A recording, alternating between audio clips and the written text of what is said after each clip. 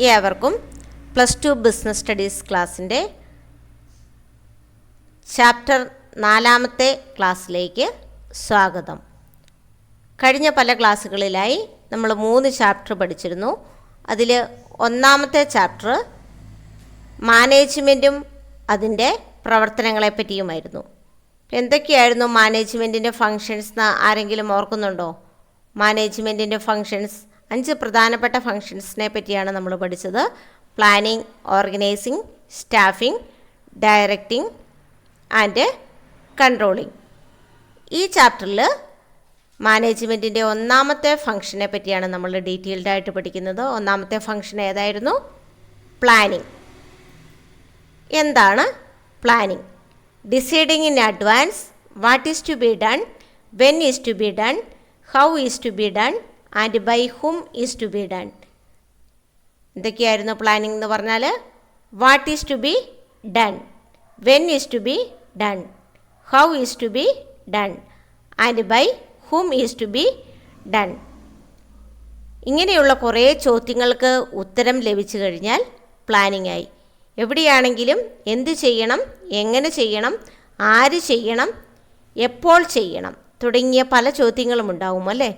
അങ്ങനെയുള്ള ചോദ്യങ്ങൾക്ക് ഉത്തരമാണ് പ്ലാനിംഗ്. ഇതെല്ലാം മുൻകൂട്ടി തീരുമാനിക്കുക. എന്താണ് ചെയ്യേണ്ടത്, എപ്പോഴാണ് ചെയ്യേണ്ടത്, എങ്ങനെയാണ് ചെയ്യേണ്ടത്, അവസാനമായി ആര് ചെയ്യും. നമ്മൾ പലപ്പോഴും ചോദിക്കുന്നതാണ്, ഒരു കാര്യം പറഞ്ഞാൽ അത് ആരാണ് ചെയ്യുക, അങ്ങോട്ടും ഇങ്ങോട്ടും നോക്കൂ അല്ലേ? ഇത് നേരത്തെ തീരുമാനിച്ചു കഴിഞ്ഞാൽ ആ പ്രശ്നമില്ല. ഇതേപോലെ തന്നെയാണ് ഓർഗനൈസേഷനിലും. ഒരു പ്രവർത്തനം എന്താണെന്ന് തീരുമാനിച്ചു കഴിഞ്ഞാൽ അതെങ്ങനെ ചെയ്യണം, എപ്പോൾ ചെയ്യണം, ആര് ചെയ്യണം എന്ന് തീരുമാനിക്കുക. So management is a process of thinking before doing. Management is a process of thinking before doing. പ്രവർത്തിക്കുന്നതിന് മുമ്പ് തന്നെ തീരുമാനിക്കുക, ചിന്തിക്കുക എന്താണ് പ്രവർത്തിക്കേണ്ടതെന്ന്. It is an intellectual process of thinking before doing. ബുദ്ധിപരമായ ഒരു പ്രക്രിയയാണ് എന്താണ് ചെയ്യേണ്ടതെന്ന് നമ്മൾ ചെയ്യുന്നതിന് മുമ്പേ തന്നെ തീരുമാനിച്ച് വെക്കുക. മാനേജ്മെൻറ്റിൻ്റെ പല തിങ്കേഴ്സും പ്ലാനിംഗ് ഫംഗ്ഷനെ ഡിഫൈൻ ചെയ്തിട്ടുണ്ട്. ഇവിടെ നമ്മൾ ഹെൻറി ഫയോളിൻ്റെ ഡെഫിനേഷനാണ് പഠിക്കുന്നത്. ഹെൻറി ഫയോളിനെ പറ്റി എവിടെയെങ്കിലും കേട്ടിട്ടുണ്ടോ? Okay, very good. സെക്കൻഡ് ചാപ്റ്ററിൽ അല്ലേ, പ്രിൻസിപ്പിൾസ് ഓഫ് മാനേജ്മെൻറ്റിൽ നമ്മൾ 2 പ്രധാനപ്പെട്ട തിയറംസ് പഠിക്കുന്നുണ്ട്. ഹെൻറി ഫയോളിൻ്റെ പ്രിൻസിപ്പിൾസ് ഓഫ് മാനേജ്മെൻറ്റും FW ടൈലറിൻ്റെ പ്രിൻസിപ്പിൾസ് ഓഫ് മാനേജ്മെൻറ്റും. അപ്പോൾ ഹെൻറി ഫയോള് പ്ലാനിങ്ങിനെ ഡിഫൈൻ ചെയ്യുന്നത് ഇപ്രകാരമാണ്: planning is deciding the best alternative among others to perform different managerial operations in order to achieve the predetermined goals. നേരത്തെ തീരുമാനിച്ചു വച്ചിരിക്കുന്ന ലക്ഷ്യങ്ങൾ നേടുന്നതിനു വേണ്ടി പലതരത്തിലുള്ള മാനേജീരിയൽ പ്രവർത്തനങ്ങളിൽ നിന്ന് ഏറ്റവും ഉചിതമായ ഒരു തീരുമാനം തിരഞ്ഞെടുത്ത് പ്രാവർത്തികമാക്കുക. അതിനെയാണ് പ്ലാനിംഗ് എന്നതുകൊണ്ട് അർത്ഥമാക്കുന്നത്. ഒരിക്കൽ കൂടി ഡെഫിനിഷൻ പറയാം. ആരാണ് ഡിഫൈൻ ചെയ്തിരിക്കുന്നത്? Henry Fayol. ഹെൻറി ഫയോളിനെ നിങ്ങൾക്കറിയാം, ഫാദർ ഓഫ് മോഡേൺ മാനേജ്മെൻ്റ് ആണല്ലേ, അല്ലെങ്കിലോ ഫാദർ ഓഫ് അഡ്മിനിസ്ട്രേറ്റീവ് മാനേജ്മെൻറ്റ്. അദ്ദേഹം പ്ലാനിങ്ങിനെ ഡിഫൈൻ ചെയ്യുന്നു. Planning is deciding the best alternative among others to perform different managerial operations in order to achieve the predetermined goals. Okay, അടുത്തതായി നമ്മൾ importance of പ്ലാനിങ്ങിനെ പറ്റിയാണ് പഠിക്കുന്നത്. Importance of planning, ആസൂത്രണത്തിൻ്റെ പ്രാധാന്യം എന്തൊക്കെയാണ്? Provides direction, reduces uncertainty.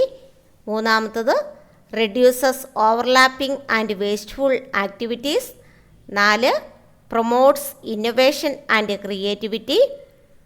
5 facilitates decision making ആറാമത്തത് establishes standards for controlling. Importance of planning. ഒന്നാമത്തത് എന്താണ്? Provides direction. രണ്ടാമത്തത് റെഡ്യൂസസ് അൺസർട്ടനിറ്റി.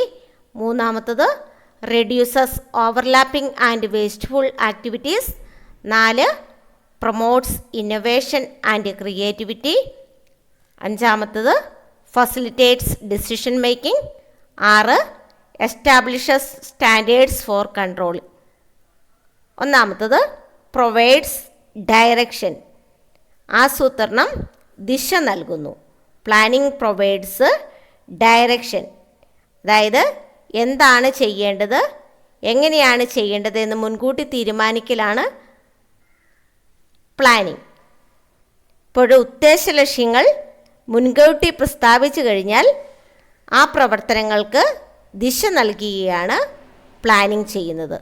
ദെൻ രണ്ടാമത്തത് റെഡ്യൂസസ് അൺസർട്ടനിറ്റി, ആസൂത്രണം അനിശ്ചിതത്വം മൂലമുള്ള നഷ്ടസാധ്യത കുറയ്ക്കുന്നു.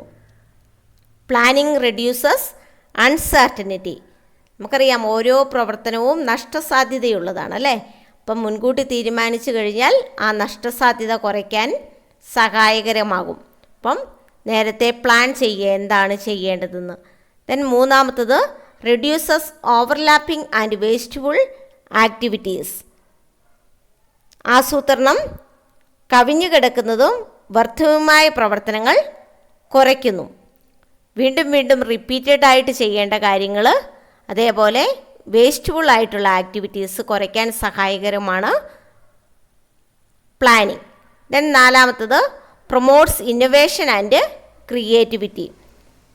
പ്രൊമോട്ട്സ് ഇന്നൊവേഷൻ ആൻഡ് ക്രിയേറ്റിവിറ്റി, നവീകരണത്തെ പ്രോത്സാഹിപ്പിക്കുന്നതാണ് പ്ലാനിംഗ്. അഞ്ചാമത്തത് ഫെസിലിറ്റേറ്റ്സ് ഡിസിഷൻ മേക്കിംഗ്, തീരുമാനങ്ങൾ എടുക്കുന്നതിന് സൗകര്യമൊരുക്കുന്നു.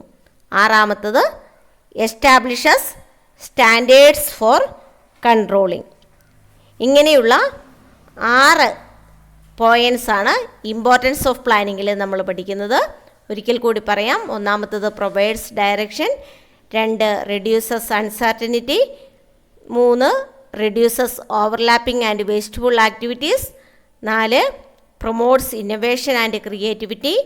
5 facilitates decision making. 6 establishes standards for control.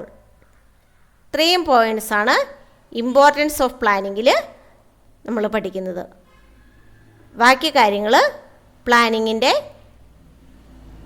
അടുത്ത ക്ലാസ്സിൽ നമ്മൾ പഠിക്കുന്നതായിരിക്കും. ഇന്നത്തെ ക്ലാസ്സിൽ നമ്മൾ പ്ലാനിങ്ങിൻ്റെ ഡെഫിനിഷനും മീനിങ്ങും ഇമ്പോർട്ടൻസ് ഓഫ് പ്ലാനിങ്ങുമാണ് പഠിച്ചിരിക്കുന്നത്.